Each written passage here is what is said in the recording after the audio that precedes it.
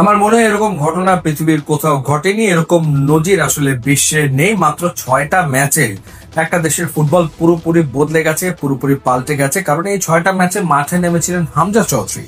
হামজা এবং সমিত সোম তারা যেন বাংলাদেশের ফুটবলের নবজাগরণ ঘটিয়েছেন এবং তারা বাংলাদেশের ফুটবলকে পুরোপুরি নতুন রূপে বিশ্ব ফুটবলে উপস্থাপন করছেন এবং তারা আসলে বাংলাদেশের ফুটবলের রূপকথা লিখে চলেছেন।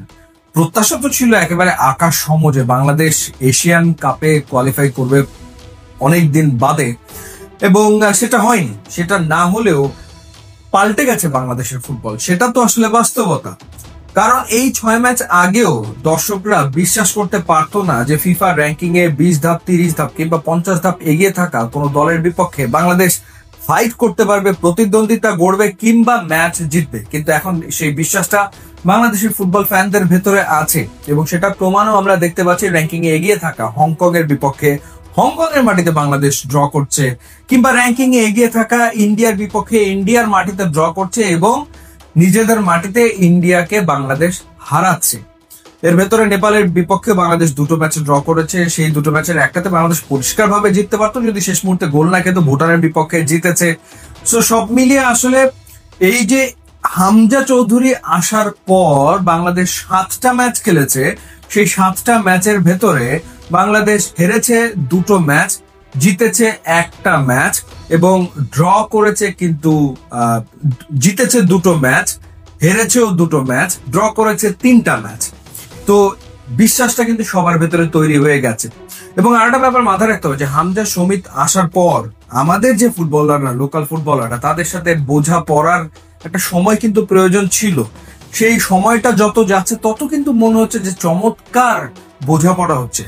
মোসালিনের সাথে, রাকিবের সাথে সমিত সোমের যে বোঝাপড়া, কিংবা সোহেল রানা, ডিফেন্সের তারেক কাজী, তপু বর্মনের সাথে হামজা চৌধুরীর যে বোঝাপড়া, সেটা কিন্তু দিনকে দিন যেন বাড়ছে এবং দিনকে দিন মনে হচ্ছে যে গোটা দলটা একটা সুতোয় গেঁথে যাচ্ছে, এরকমটাই কিন্তু মনে হচ্ছে। এবং আমাদের ফুটবলারদেরও কিন্তু প্রতিভা রয়েছে। মোরসালিন তার প্রমাণ দেখিয়েছেন হংকং এর বিপক্ষে গোল করে, রাকিব গোল করেছেন হংকং এর বিপক্ষে। গুরুত্বপূর্ণ সময় কিন্তু বাংলাদেশের ফুটবলাররা তারা নিজেদের সেরাটা দিয়ে চেষ্টা করছেন। একটা চমৎকার মেলবন্ধন কিন্তু হয়েছে যারা বাইরে থেকে এসছেন এবং আমাদের ফুটবলারদের মাঝে। মানে নাও ইটস এ টিম। এখন মনে হচ্ছে যে এটা একটা দল।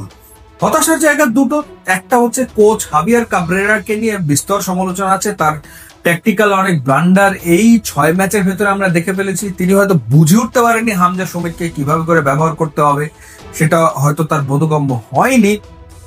এবং তিনি আসলে এই মানের ফুটবলারদেরকে মানে পরিচালনা করার সক্ষমতা রাখেন কিনা, সেই যোগ্যতা তার রয়েছে কিনা, সেই প্রশ্ন উঠেই যায়।